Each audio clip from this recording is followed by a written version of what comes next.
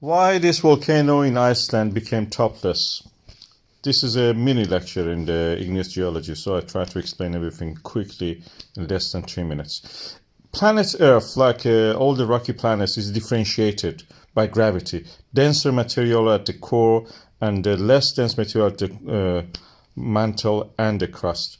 Mantle and the crust of the Earth are silica rich. Silica is a silicium and oxygen in four oxygen, one silicon. They are arranged in a kind of like a prismatic arrangement, like a pyramid. We should call it pyramidal arrangement.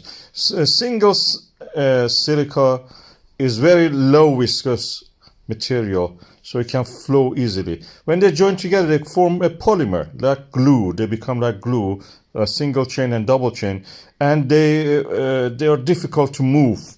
So when we have a low silica and low water content, something like a shield volcano forms.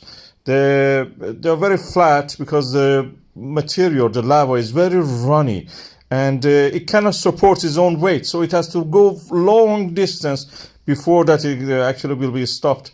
And you don't see much like high elevations unless it is really vastly wide, several hundred kilometers. And when the high water and low silica happens, like the case in this volcano in Iceland, we have eruptions. We don't have this kind of very fluid material. It can support some kind of form, but this form is not very stable. It will collapse eventually.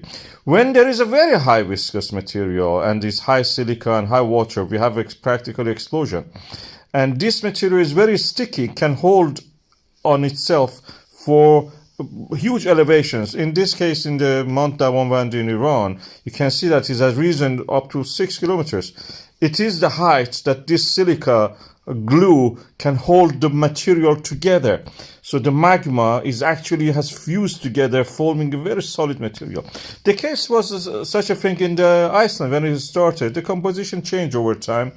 It was a small spatter cone, so you could have some explosions. It had rich water. It was rich in water, but silica content was very high, so it was running in the way. But eventually, this has to collapse because the material is low silica. It doesn't have that strong polymer, gluey, and high viscosity strength to hold the wall together. And that's the reason it collapses. It's not strong enough.